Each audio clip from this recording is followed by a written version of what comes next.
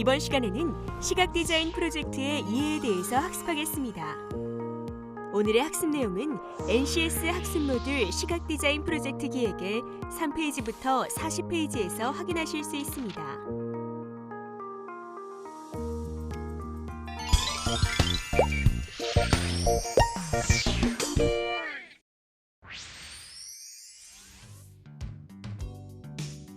윤서 씨, 네. 오전에 클라이언트와 브리핑한 리뷰 자료 작성해서 이메일로 업로드해 주세요. 예. 어떡하지? 클라이언트랑 미팅한 거 하나도 못 알아듣겠던데. 디자이너길 얼굴도 험하다.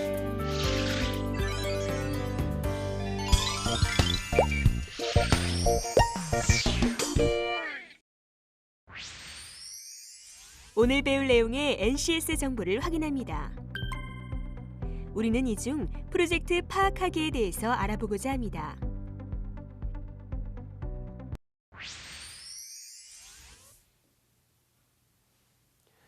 시각 디자이너 업무에서 흔히 일어날 수 있는 사례를 잠깐 봤습니다. 프로젝트를 처음 시작할 때 자주 발생하는 사례일 텐데요. 클라이언트의 의뢰를 제대로 파악하기 위해선 어떤 점을 배워야 하는지 오늘은 시각 디자인 프로젝트의 이해에 대해 배워보겠습니다. 주요 학습 내용으로는 시각 디자인의 업무 유형과 종류, 패키지 디자인 관찰, 회의와 브리핑입니다. 선수학습은 업무의 유형을 구분할 수 있는 일반 상식 능력이 필요한데요. 의뢰자가 설명하는 프로젝트 리뷰를 잘 듣고 관찰해서 프로젝트의 성격을 분류할 수 있어야 하기 때문입니다. 핵심 용어는 의뢰인, 기획, 추진, 배경, 목적, 내용, 요구사항, 정보 수집입니다. 그럼 학습 목표를 살펴보겠습니다. 시각 디자인 업무의 종류와 이해는 의뢰된 프로젝트에 대한 리뷰를 바탕으로 프로젝트를 이해할 수 있다. 제안 요청서에 따라 프로젝트의 취지, 목적, 성격, 내용, 요구사항을 파악할 수 있다. 회의와 브리핑은 클라이언트에 대한 프로젝트 조사를 통해 다양한 정보를 수집, 파악할 수 있다입니다.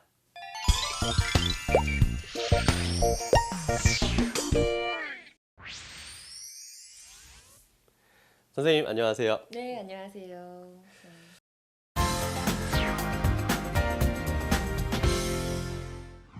자, 오늘은 시각 디자인 프로젝트의 이해에 대해서 배워볼 시간입니다. 시각 디자인의 분야는 굉장히 넓은 것으로 알고 있는데 제가 만약에 신입 디자이너라면 네. 처음에 프로젝트를 파악하는 것조차도 좀 쉽지가 않을 것 같습니다. 네, 정말 중요한 부분인데요.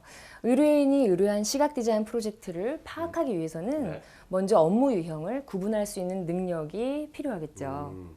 여기서 의뢰인이란 디자인 업무를 위탁하는 회사 또는 담당자를 말하는데요. 업무에서는 클라이언트라는 용어를 많이 쓰죠. 클라이언트라는 말 많이 들어보기는 했는데 네. 그러면 클라이언트가 말하는 프로젝트를 이해하려면 어떤 점들이 좀 중요할까요? 일단 클라이언트가 설명하는 프로젝트 리뷰를 잘 경청하고 관찰해야 합니다. 네. 그래야 프로젝트의 성격을 분류할 수 있고 소통할 수 있죠. 그런데 시각 디자이너에게도 이런 능력이 필요한가요? 물론이죠.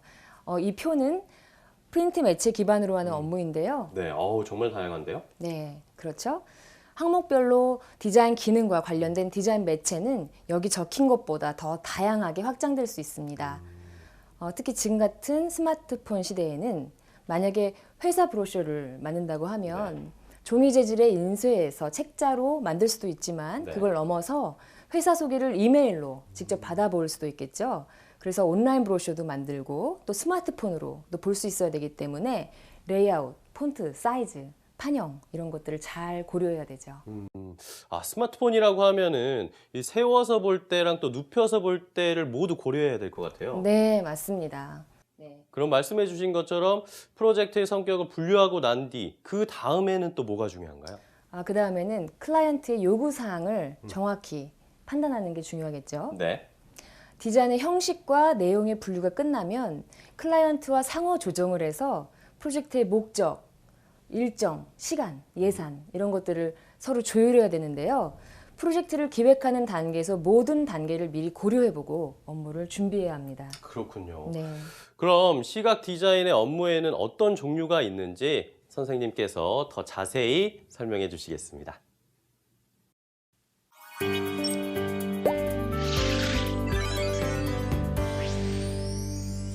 시각 디자인의 업무는 굉장히 광범위합니다. 우리는 여기서 프린트 매체를 기반으로 한 시각 디자인의 업무에 대해서 살펴보겠습니다. 이 그림은 평창 동계올림픽 대회의 엠블럼입니다. 같은 디자인을 이용해 심벌 마크, 휘장 같은 부분에도 적용하고 있는 걸 볼 수 있는데요. 이처럼 심벌 마크, 워드 마크, 로고, 엠블럼, 휘장 같은 형식으로 제작하여서 상표와 상표권을 획득할 수 있는 포괄적 시각적 체계 디자인 유형을 브랜드 디자인이라고 합니다. 상징이 되는 심벌 마크는 의도하는 목적과 이미지의 설정에 맞게 제작해야 되는데요. 심벌 마크를 활용한 여러 적용 매체에 일관된 시각 이미지가 전개되도록 매뉴얼을 만들어서 적용할 수 있어야 합니다. 다음은 브로슈어, 카탈로그, 팸플릿, 리플릿 같은 것들인데요. 이런 종류의 프로젝트는 종이라는 프린트 매체를 이용해서 다양한 크기의 책자 형식으로 제작하는 것입니다. 먼저 브로슈어는 전달 성보의 성격은 간결하나 내용이 많은 경우에 사용합니다. 각 페이지마다 디자인 요소의 이미지 흐름을 일관되게 전개해서 제작하는 것이 특징인데요.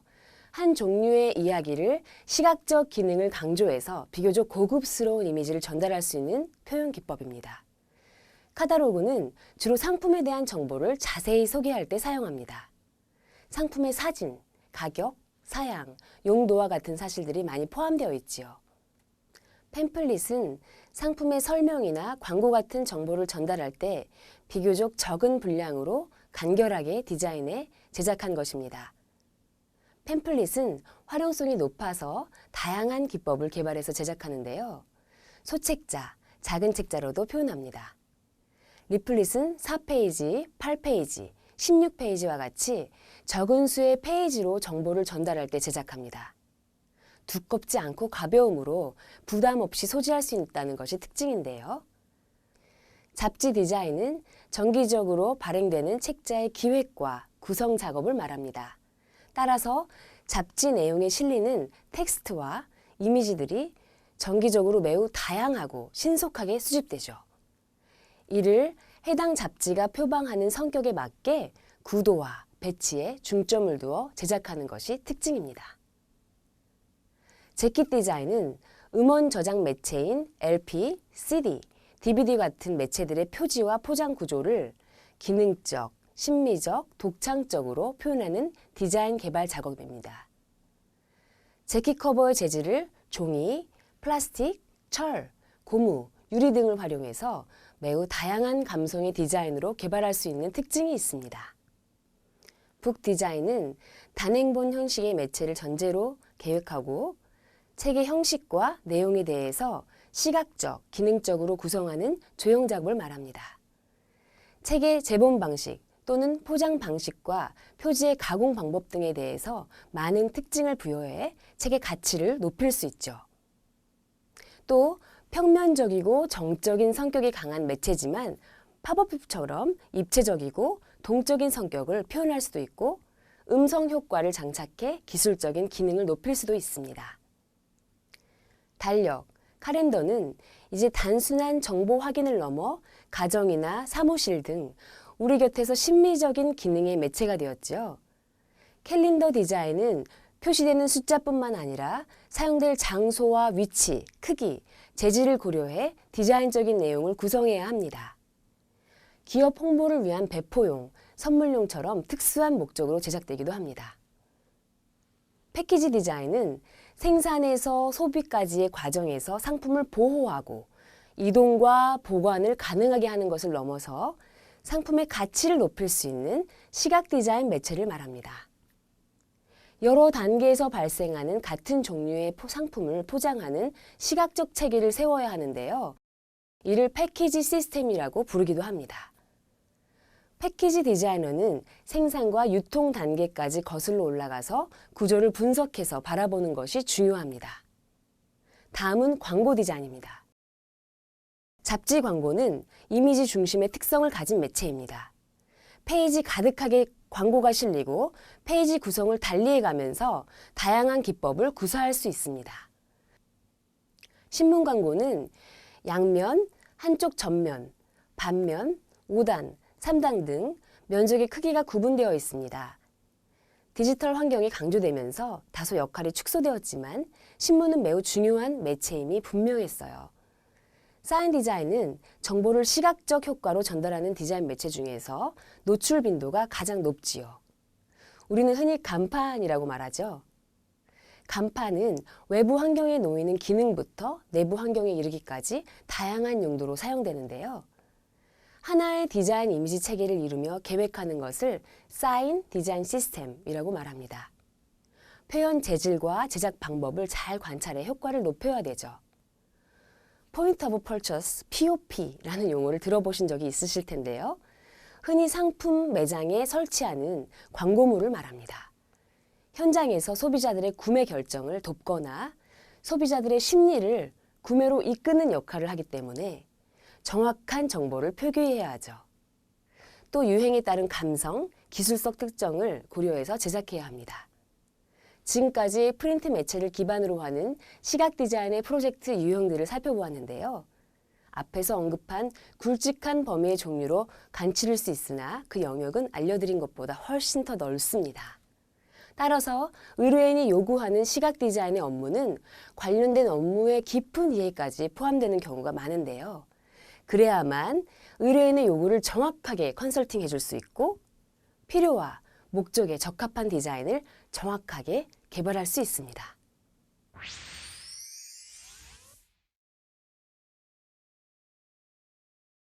와, 디자인이 너무 예쁜데요. 네. 다 패키지 디자인인가요? 그렇죠. 이제부터 윤서 씨랑 다양한 재질을 이용한 패키지 디자인을 한번 알아보려고 해요. 아, 떨리네요. 네. 어떤 거 먼저 나올까? 처음에 어머 저거 뭐예요? 아, 저거는 네. 지금 재료가 패키지 재료가 뭔 것 같으세요? 종이? 맞습니다. 진짜요? 네, 다 종입니다. 이게 내용물을 보호해야 되는 재질의 탄력성이라든지 네. 이 포장의 지기 구조 한번 볼까요? 그 지기 구조가 굉장히 특별하죠. 어. 삼각형 원뿔로 돼 있어요. 그래서 이런 것들을 면밀히 관찰해서 봐야 되죠. 그러면 칼 저 옆에 보면 지금 네. 디자인이 있잖아요. 그렇죠, 도구죠. 저것도 하신 거예요?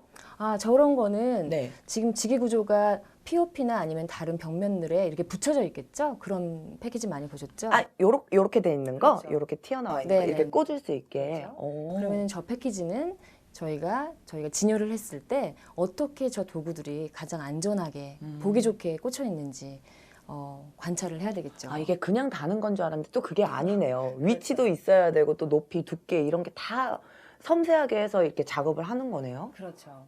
되게 어렵다. 근데 너무 예쁜 것 같아요. 종인데도. 네. 아, 이건 플라스틱이 주 재료인 거죠? 네, 맞습니다. 이거 마트에서 굉장히 많이 봤던 것 같아요. 이거는. 그렇죠. 저 맛있는 음식이 네. 있죠. 이 푸드 패키지를 보면은 네. 레이블이 조금 먼저 보이시죠? 눈에 확 들어와요. 네. 근데 보면 또 음식별로 이게 다 다르네요. 그죠. 패턴이 네. 좀 다르죠.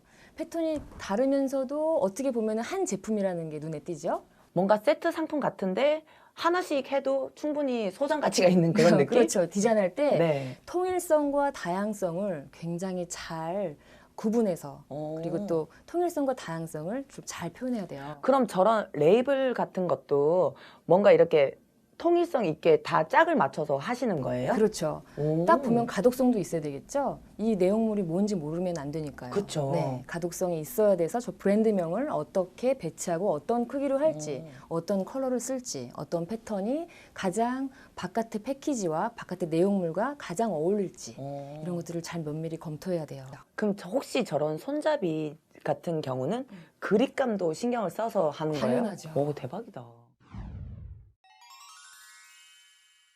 이제는 철제로 된 패키지인데 윤서 씨 여기서 좀 뭐가 중요할까요?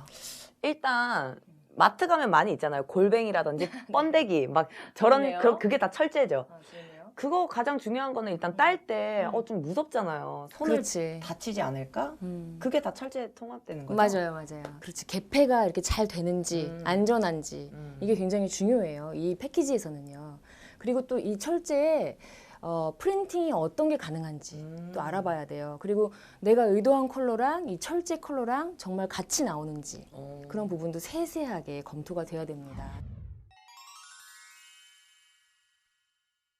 정말 유리는 딱 봐도 너무 예쁘네요, 일단. 그렇죠. 깨끗하고 네. 안이 다 비치니까 음. 뭔가 신선도도 있어 보이고 그냥 배가 부른데도 먹고 싶은 느낌? 네, 약간? 맞습니다. 그 패키지가 사실은 디자인이 아니라 내용물 자체가 비주얼이 돼서 패키지의 요소를 같이 어우르고 있죠. 아, 그렇게 디자인을 하는 거였어요? 그것도 의도된 디자인입니다. 아, 정말요? 그렇죠. 저 내용물 보시면 엄청 네. 신선하게 보이죠? 네. 그래서 더 먹고 싶고 더 선택하게 하고 싶고.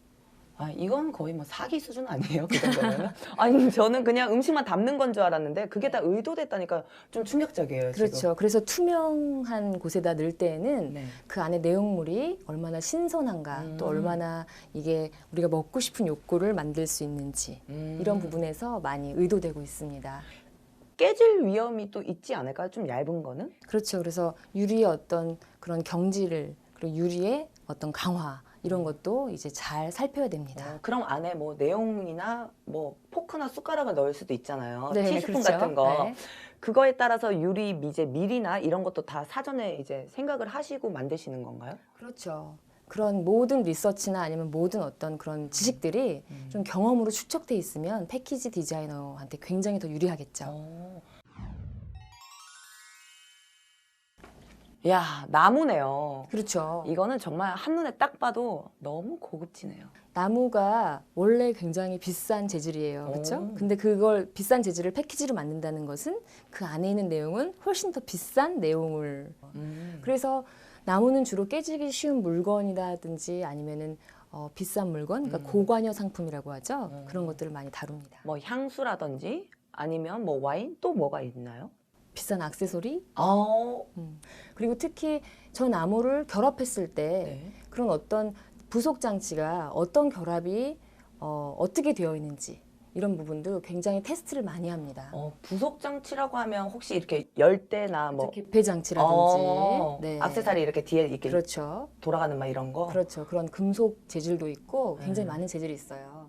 근데 이 5개가 정말 제가 생활 속에서 항상 접해 있는 것들이었잖아요. 그냥 여기도 눈만 돌려도 다 있을 수 있는 재질들인데 맞아요. 그 안에 그 모든 것들이 다 디자인이 들어가 있고 모든 거를 설계해서 만들었다는 자체에 너무 놀라워요. 아, 그래요?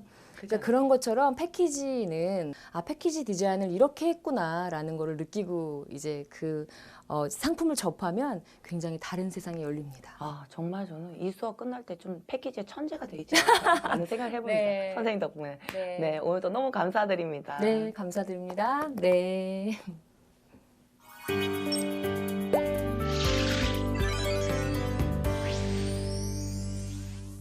시각 디자인에 대한 업무는 의뢰인으로부터 업무에 대한 요구가 있을 때 비로소 시작되죠. 이 시작 단계에서의 프로젝트 수행을 위해 의뢰인과 만나 가장 먼저 확인해야 될 내용이 있습니다. 바로 어떤 디자인 유형인지를 파악하는 것입니다. 시각 디자인 매체는 다양한 표현 방법이 존재하기 때문에 의뢰인의 최초 생각을 수렴하여 더욱 좋은 표현 방향과 매체로 안내할 수 있어야 합니다. 의뢰인은 업무를 의뢰하고 진행, 관리하는 담당자입니다. 아까도 말씀드린 것처럼 클라이언트라고 흔히 말합니다. 이 담당자는 직책이 무엇이든 의뢰한 기관의 대표 전달자로서 소통하지만 방향 수립의 확인과 결정은 의뢰의 핵심 주체인 대표이사, 사장, 회장이 맡습니다. 의뢰된 디자인 프로젝트를 진행하기 위해서는 디자인 개발 환경의 상황을 입체적으로 면밀히 관찰하고 정리할 수 있어야 하는데요. 어떤 디자인 제작물을 필요로 하는지, 왜 필요로 하는지, 얼마나 필요로 하는지 이런 같은 사실들을 관찰하고 텍스트 또는 정리된 그래프로 나열할 수 있어야 합니다. 이것은 디자인 제작물의 역할과 의뢰인의 목적을 알 수 있는 무형적 개념의 사실을 이해하는 것입니다. 목적이 분명하면 사용처가 정해지기 마련인데요. 사용할 때와 장소에 따라 제작비가 발생하므로 사용처에 대한 분명한 인식이 있어야 합니다. 디자인과 마케팅은 매우 밀접한 관계를 형성합니다. 마케팅 활동은 브랜드를 인식시키기 위한 활동이지요. 브랜드는 디자인과의 공존 없이는 구축될 수 없습니다. 현대사회의 디자인은 브랜드의 구축 전략에 따라 움직임을 함께합니다. 마케팅은 고객과 상품을 대상으로 활동하는 것에서 브랜드를 중심으로 움직이는 것이라고 정의합니다. 여기서 디자인은 브랜드의 이미지를 만드는 핵심 역량으로 자리매김했는데요. 시장에서 마케팅 퍼포믹스 이론은 브랜드의 개념을 핵심 가치로 정의해주고 있습니다. 의뢰인은 디자인 개발 의뢰뿐만 아니라 개발에 필요한 시간, 금전적 여건을 디자인 개발의 외적인 상향으로 중요하게 다룹니다. 따라서 시각 디자인 개발에 필요한 전후 상황을 잘 파악해야 되는데요. 의뢰인의 요구를 파악하는 것은 일정량의 집중력과 시간, 각 과정의 단계마다 실행 방법들이 필요합니다. 디자인 프로젝트는 프로세스에 맞춰서 진행하는 것이 매우 중요한데요. 디자인 업무에서 브리핑은 일상적인 업무입니다. 브리핑은 의뢰인과 개발자 사이의 소통과 정보의 요약을 의미하는데요. 디자인은 압축과 상징 기능을 하는 시각적 메시지를 만드는 작업이므로 요약과 정리는 필수입니다. 의뢰인과 디자인 개발 내용에 대한 회의를 진행하기 위해서는 자료를 준비해야 되는데요. 각종 정보를 상호간에 확인하기 쉬운 방법으로 준비합니다. 회의 현장의 조건을 고려해서 사용할 수 있는 도구와 방법으로 자료를 준비해야 합니다. 브리핑은 특정 사안에 대한 내용의 요점을 간추린 후 간단한 형식으로 진행하는 보고 과정이나 설명이 필요한 회의 시간 또는 상황을 의미합니다. 브리프는 보고나 회의를 진행하기 위해 작성하는 문서를 말하는데요. 간추린 설명, 리뷰라고도 표현합니다. 브리프의 의미는 의뢰인과 개발자 모두에게 해당됩니다. 의뢰인이 개발자에게 프로젝트 브리프를 제공한 후 개발자는 내용과 요구사항을 수렴하고 재정리해서 의뢰인에게 다시 브리프를 제공합니다. 신뢰감 있는 이미지를 전달하는 태도를 가지고 브리프를 준비하기 위해서는 의뢰인이 요구하는 주요 내용을 메모할 수 있는 도구를 준비하는 것이 좋겠죠. 다이어리와 같이 기록할 수 있는 노트와 펜을 준비하거나 노트북이나 터치패드 같은 전자기기를 이용해서 바로바로 언급한 내용을 빠짐없이 기록해야 합니다. 클라이언트와의 미팅을 앞두고 자료를 준비하는 우리의 주인공. 챙길 것도 많고 체크할 것도 하나둘이 아닌데요. 전문가 선생님은 과연 어떤 지도를 해주실까요? 브리핑을 위한 자료를 준비해 볼까요? 네. 자, 윤서 씨 아까 클라이언트가 의뢰한 건 뭐였죠? 저 브랜드 심볼 디자인이요. 처음 시작할 때 네. 뭘 준비하면 될지 한번 생각해 볼까요? 일단 뭐 여러 군데의 심볼 디자인을 좀 모으고 이 회사랑 비슷한 회사가 있으면 거기에 대한 또 자료를 좀 모으면 도움이 되지 않을까요? 역시 디자이너시네요.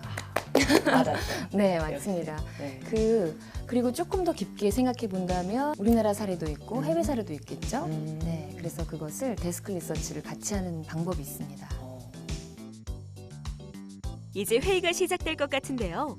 회의에 참석할 때는 메모를 위해 필기도구나 태블릿 PC 등을 준비해야 합니다.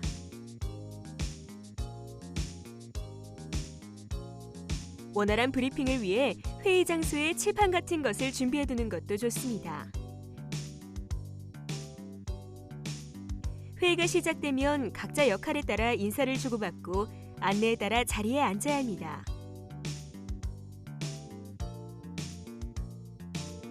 같이 간 사람이 있으면 소개하고 클라이언트의 브리핑을 듣습니다. 회의는 잘 마무리된 것 같군요. 아니에요. 저는 이제부터 시작인 것 같아요. 어떡해요. 나 진짜. 네, 지금 시작이 반입니다. 좋은 말인데요? 네, 맞습니다. 이제 본격적인 네. 프로젝트가 시작된 거죠? 저 그럼 힘내라고 저희 같이 화이팅 한번 할까요? 디자이너 화이팅? 네. 디자이너 화이팅! 화이팅! 회의록을 작성하면 브리핑 내용을 더 잘 파악할 수 있습니다. 회의 날짜, 시간, 장소, 인원, 신분, 역할 같은 기본 정보를 적고 설명자와 발표자에 대해서도 기록합니다. 아울러 회의 기록에 적합한 문서 형식으로 작성하여 회의에 참석한 사람들과 공유합니다. 공유된 회의록은 브리핑 내용을 통해서 확인할 수 있어요. 그럼 혹시 클라이언트의 설명을 잘 모르겠으면 어떻게 해야 돼요? 잘 모르겠으면 네. 다시 한번 물어보는 건 신뢰가 되지 않습니다. 그래서 다시 한번 묻고 질문을 확인하고 명확하게 그 목표가 맞는지 이렇게 한번 다시 컨펌을 받는 것도 굉장히 중요해요. 하긴 뭐 모르는 채로 막 마음대로 했다가 또 다시 처음으로 돌아가서 또 물어보고 하는 게 더 민폐가 되는 거겠죠? 그렇죠. 클라이언트한테도 어떤 거 목표를 알 수 있고 그리고 내부적으로도 공유가 될 수 있기 때문이에요. 그럼 뭐 녹음기나 메모지 같은 거를 꼭 준비해서 미리 녹음을 해놓고 이렇게 돌려듣는 것도 되게 괜찮겠네요. 그렇죠. 하지만 녹음할 때에는 그 전에 사전 양해를 꼭 구해야 됩니다. 구해야죠. 큰일 납니다. 네. 안 구하면 큰일 나요. 자, 근데 아까 뭐 인터넷 이렇게 조사하면 된다라고 말씀하셨잖아요. 데스크 리서치요. 네. 혹시 근데 그 데스크 리서치를 할 때 뭐 네. 주의해야 될 점 같은 게 있나요? 주의해야 될 점은 네. 우리가 데스크 리서치를 하면서 쓴 자료는 꼭 출처를 밝혀야 됩니다. 출처를 밝혀야 된다. 그쵸. 한 연예인들이 초상권이 있는 것처럼 그쵸. 막 갖다 그 쓰면 안 되는 자료에도. 거니까 네. 본인의 이제 고유의 이름이 있는 거죠, 그것도. 그렇죠. 큰일 나겠네요. 정말 그거 안 하면. 네. 선생님 말씀 들으니까 저희 윤 팀장님이 말한 브리핑 리뷰 자료가 뭔지 조금 알 것 같아요. 진짜 조금 알 것 같아요. 굉장히 중요한 역할을 맡기신 거예요. 그러니까 어깨가 더 무겁네요, 네. 지금. 다 선생님 덕분이에요. 감사합니다. 선생님. 감사합니다. 화이팅!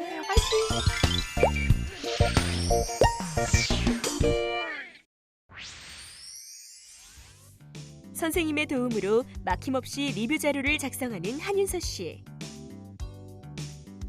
윤 팀장님, 클라이언트랑 브리핑한 리뷰 자료 업로드했습니다.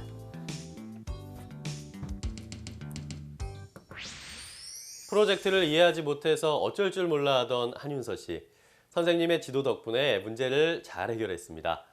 오늘의 학습 내용 다시 한번 정리하겠습니다. 의뢰된 프로젝트에 대한 리뷰를 바탕으로 프로젝트를 이해하기 위해선 클라이언트가 말하는 것을 잘 경청하고 관찰해야 합니다. 제안 요청서에 따라 프로젝트의 취지, 목적, 성격, 내용, 요구사항을 파악할 수 있으려면 프로젝트의 성격을 분류하고 요구사항을 정리하는 것입니다. 디자인 형식과 내용을 분류하고 의뢰인과 상호 조정을 통해 일정 시간 예산을 조율해야 하는데요. 프로젝트를 기획하는 단계에서 전체 단계를 미리 고려하면 파악할 수 있습니다. 클라이언트에 대한 프로젝트 조사를 통해 다양한 정보를 수집해 파악하려면 클라이언트가 설명한 상품의 종류를 꼭 식별할 수 있어야 합니다. 인터넷 검색을 통해서 이미지를 수집할 수도 있는데요. 이때 출처는 꼭 메모해 놓아야 합니다.